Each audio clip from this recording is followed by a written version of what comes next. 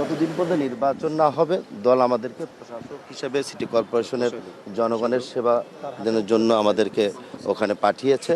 আমরা চেষ্টা করব বাংলাদেশ সরকারের ভাবমূর্তি এবং মাননীয় প্রধানমন্ত্রী তিনি নগরবাসীর কাছে প্রতিশ্রুতিবদ্ধ, সেই প্রতিশ্রুতিবদ্ধগুলো আমরা বাস্তবায়ন করার জন্য আমরা চেষ্টা চালিয়ে যাব। যেখানে আমাদের মাননীয় প্রধানমন্ত্রী উনি চায় প্রতিটি সিটিতে একটা ক্লিন সিটি থাকুক, পরিষ্কার পরিচ্ছন্ন এবং সবুজায়ন থাকুক। আগামীতে ডেঙ্গু আছে, সেই ডেঙ্গুর পরিকল্পনা নিয়ে উনি আমাদেরকে পরামর্শ দিয়েছে। আমরা এখনও অফিসে যোগদান করতে পারিনি, আমরা অফিসে যাব আগামীকালকে থেকে। যে আমাদের কর্মকর্তাবৃন্দরা আছে তাদের সাথে মিটিং করে আমরা একটা প্ল্যান বানিয়ে আমরা সেভাবে কাজ করব। আমরা নিশ্চয়ই আপনারা জানেন আমরা দীর্ঘদিন আন্দোলন সংগ্রাম করেছি, আমরা চেয়ারে বসে থাকার লোক নই। চেয়ারের পাশাপাশি আমরা প্রতিটি পাড়ায় মহল্লায় ঘুরে সমস্যাকে ফাইন্ড আউট করে নিজেরাই স্ব-উদ্যোগে জনগণকে সাথে নিয়ে কাজগুলো করছি। সবার জন্য ভালো চপস্টিক ইনস্ট্যান্ট নুডলস। জনগণকে সার্ভিস দেওয়া। আপনারা জানেন যে ভোট ডাকাতির মাধ্যমে সমস্ত সিটি কর্পোরেশন দখল করা হয়েছে, অব্যবস্থা চলেছে, দুর্নীতি চলেছে, অনিয়ম চলেছে। এর থেকে সিটি কর্পোরেশনকে বের করে নিয়ে আসে। গত জুলাই বিপ্লবের পরে প্রশাসনিক কর্মকর্তা চালাতেন, সময় দিতে পারতেন না। এখন রাজনৈতিক নেতৃবৃন্দ সময় দিয়ে জনগণের কাজটি করবেন। উনি যেটা চেয়েছেন মাননীয় প্রধানমন্ত্রী 6 মাসে একটা প্যাকেজ করেছেন, সেটা হচ্ছে গ্রিন সিটি, ক্লিন সিটি করার কথা বলেছেন এবং মশক নিধনের কথা প্রথমে বলেছেন। 6 মাস পরেই এই বিষয়ে অগ্রগতি উনি জানাতে বলেছেন।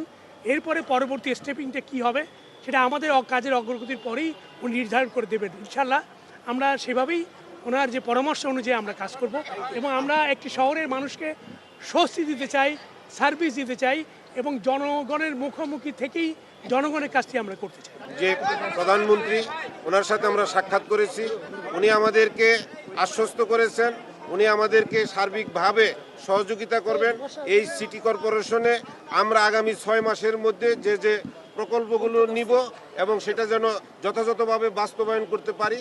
তার মধ্যে হলো আপনার মশা, যে মশা আপনার ডেঙ্গু, চিকুনগুনিয়া থেকে আমাদের যাতে সাধারণ মানুষ জনগণ মুক্তি পায় তার জন্য আমাদেরকে করণীয় যা পদক্ষেপ যে এক্সপার্ট আছে সেগুলো উনি আমাদেরকে বলেছেন, সেই সাপোর্ট সরকার আমাদেরকে দিবে।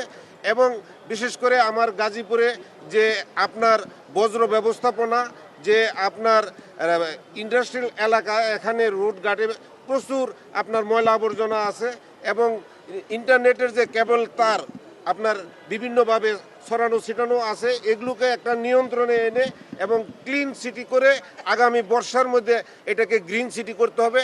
আমরা এই 6 মাসের প্রকল্প নিয়ে কাজ করতে ওনার সাথে কথা দিয়ে আসছি যে আগামী 6 মাসে এগুলো আমরা সম্পন্ন করব।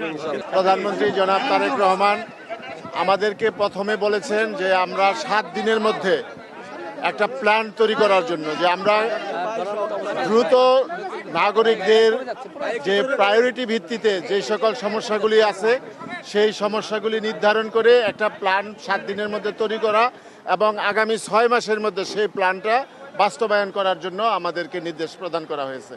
আমাদের সেই প্ল্যানের মধ্যে যেই বিষয়গুলি সবচেয়ে বেশি সেটা হলো যে আজকে বাংলাদেশে যে নারায়ণগঞ্জ সহ বিভিন্ন জায়গায় যে যানজট সমস্যা, তারপরে আপনার শহর আপনার খুবই অপরিষ্কার, বর্জ্য ব্যবস্থা কিভাবে সমাধান করা যায় সেটার দেখা এবং আইন শৃঙ্খলা থেকে শুরু করে সকল বিষয়গুলি যাতে আমরা পরিকল্পিতভাবে আগামী দিনের আমরা এই নাগরিকদেরকে একটা দৃশ্যমান আমরা কিছু করেছি বা তাদের জন্য করছি সেই জিনিসটা যাতে দেখাতে পারি সেটার জন্য আমাদেরকে নির্দেশ দিয়েছে। আর একটা বিষয় হলো যে আপনারা জানেন যে ইতিপূর্বে যারা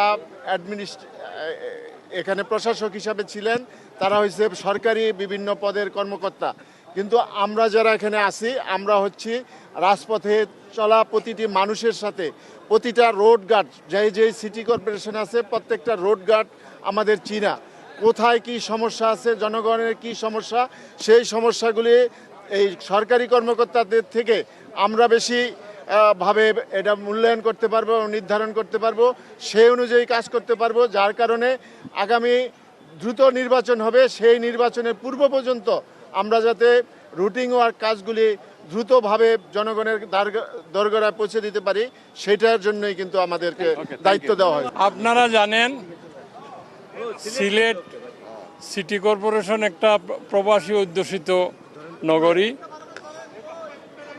এই নগরীতে প্রধান সমস্যা হচ্ছে এই জলাবদ্ধতা এবং অল্প বৃষ্টিতে নগর পানিতে তলিয়ে যায়। তো আমাদেরকে আমাদের মাননীয় প্রধানমন্ত্রী যে দিক নির্দেশনা দিয়েছেন, প্রত্যেক সিটি কর্পোরেশনের যে সকল সমস্যা আমরা চিহ্নিত করব, এই সমস্যাগুলোর সমাধানের জন্য আমরা প্ল্যান নিব।